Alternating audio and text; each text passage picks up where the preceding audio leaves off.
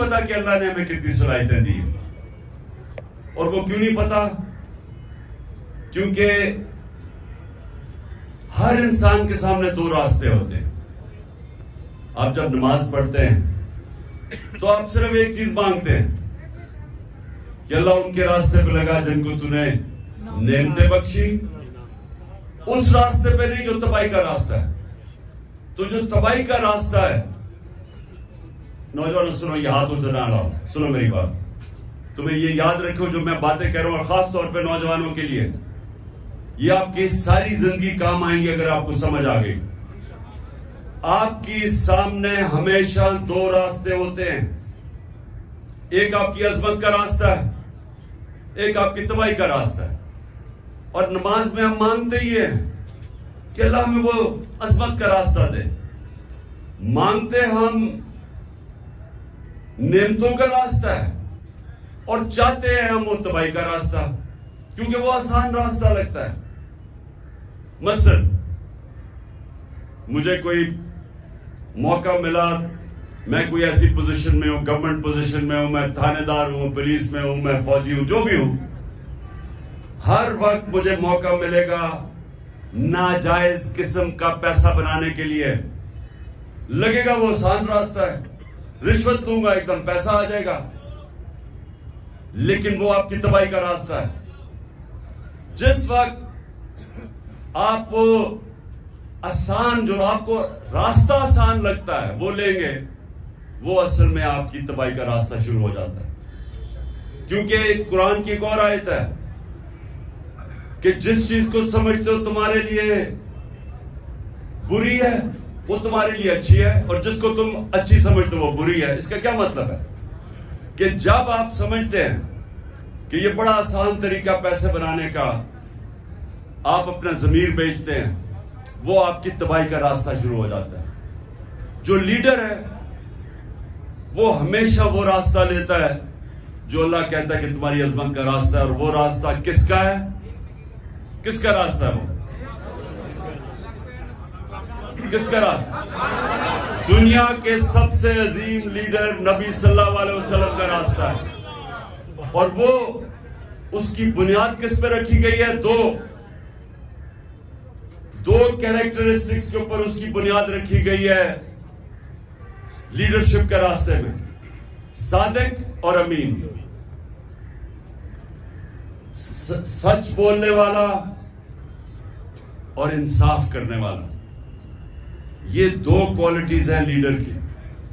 جو بھی آپ میں سے لیڈر بننا چاہتے ہیں یہ یاد رکھیں، آپ کو یہ دو چیزیں، سچائی، جھوٹا لیڈر نہیں ہو سکتا. جب جھوٹا لیڈر ہوتا ہے تو وہ لندن میں جو بھاگا ہوا وہ بن جاتا ہے. لیڈر سچ بولتا ہے. سننے روزہ کھلنے والا ہے. سنیں، میں نوجوانوں کے لیے کہہ رہا ہوں، یہ آپ کی ساری زندگی یہ میری باتیں یاد رکھنا. اگر آپ کی پرواز اوپر ہونی ہے، اقبال کا شاہین بننا ہے، جس کا بڑا نام ہوگا، جو اپنی فیملی کا بھی نام اٹھا دے گا، جو دنیا یاد کرے گی اس کو، وہ نبی صلی اللہ علیہ وسلم کے راستے پہ چلے گا. صادق اور امین، سچ بولنے والا. اور قرآن میں ہے کہ اگر اپنے ماں باپ ان کے خلاف، اپنے خلاف بھی اگر آپ کو انصاف کرنا پڑے، آپ انصاف کریں. اتنا زیادہ زور اللہ نے انصاف پہ دیا ہوا ہے. وہ لیڈرشپ کی، جب ایک لیڈر انصاف کرتا ہے اس کی عزت ہوتی ہے، اور لیڈر عزت کے بغیر لیڈر نہیں بنتا. تو یہ آپ نے باتیں یاد رکھنی ہیں. کئی دفعہ ہوتا ہے جی وہ میرا دوست کہہ رہا ہے تو چلے میں جھوٹ کا ساتھ دے دوں، میں سفارشی کسی کے لے لوں. جب آپ کسی کا، مثلا آپ ٹیم سلیکشن میں سفارشی لے کے آتے ہیں تو آپ کسی کا حق مارتے ہیں. جب آپ حق مارتے ہیں اوپر والے کی برکت نہیں آتی، کیونکہ سارا کامیابی تو اوپر والا دیتا ہے. تو اللہ جب دیکھتا ہے کہ کسی کا کوئی حق مارا ہے، بدنیت ہے انسان، اس کو کامیابی نہیں ملتی. تو میں نے صرف آج آپ کو یہ کہنا تھا نوجوانوں کہ لیڈر دو چیزوں کے اوپر اس کی بنیاد رکھی جاتی ہے: صادق اور امین. سچا ہوتا ہے. نبی صلی اللہ علیہ وسلم کے پاس ایک قریش آیا, کہتا جی میں 60 سال کا ہو گیا ہوں, میرے لیے مجھے کوئی ایک چیز بتائیں کہ میں مسلمان بھی ہو جاؤں اور میں اپنی عادتیں نہ چھوڑوں. میں اب 60 سال کا اپنی عادتیں نہیں چھوڑ سکتا. تو انہوں نے کہا اگر ایک چیز مسلمان ہونے کے لیے تو سچ بولو. سچ میں بڑی طاقت ہے, کیونکہ اللہ الحق ہے, اللہ سچ ہے. جب آپ سچ بولتے ہیں تو اللہ آپ کے ساتھ کھڑا ہو جاتا ہے, آپ کو وہ طاقت ملتی ہے. وہ کہتے ہیں کہ انگریزی میں کہ one moral man is an army, کہ ایک سچا انسان ایک فوج ہوتی ہے, کیونکہ اس کے پیچھے اللہ کی طاقت آ جاتی ہے. اور دوسرا یہ جو انصاف کرنا ہے, یہ یاد رکھیں کہ وہ ایک ابن خلدون کا ایک, اس نے کہا کہ میرا تجزیہ ہے, بہت بڑا عالم تھا, کہتا میں نے جو سارا قرآن پڑھی ہے میرا تجزیہ یہ ہے کہ اللہ نے انسان کو زمین پہ بھیجا ہی ایک وجہ سے ہے کہ انصاف کرو, میری زمین پہ انصاف کرو. یہ دو چیزیں یاد رکھیے نوجوانوں, ان دو چیزوں پہ کھڑے رہو, آپ کی معاشرے میں عزت بڑھنی شروع ہو جائے گی. گاؤں کے اندر ایک لوگوں کو پتہ چلے جی وہ آدمی ہے, جو بھی مسئلے ہوتے ہیں وہ ادھر پہنچ جاتے ہیں ان کے مسئلے حل کرنے کے لیے, وہ سچا آدمی اور صادق اور امین ہے. سارے گاؤں اس کی عزت کرتی. نبی صلی اللہ علیہ وسلم کی نبوت سے پہلے سارے مکہ کے لوگ جانتے تھے کہ وہ صادق اور امین ہے.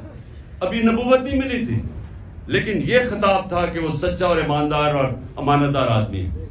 اس لیے یہ یاد رکھنا کہ دنیا میں اوپر جانا ہے. اچھا یہ سچ بولنا آسان نہیں ہے, مشکل ہوتا ہے, طاقتوں کا سامنا کرنا پڑتا ہے. آپ کے اوپر یہ جو گھر کے اوپر حملے ہو جاتے ہیں, ٹیئر گیس شیلنگ ہو جاتی ہے, لیکن یہ کوئی فکر نہیں, کیونکہ ہمارے نبی صلی اللہ علیہ وسلم نے بڑی مشکلوں کا سامنا کیا تھا. لیکن پھر ان کی جو آج عظمت ہے, اس لیے ہم آج جان دینے کے لیے اس لیے تیار ہیں کہ ان کے کیریکٹر کی وجہ سے, کہ وہ رائے حق پہ کھڑے رہے اور آخر میں ساری دنیا ان کے ساتھ ہوگی. دعا کریں گے اور پھر انشاءاللہ روزہ کھولیں گے.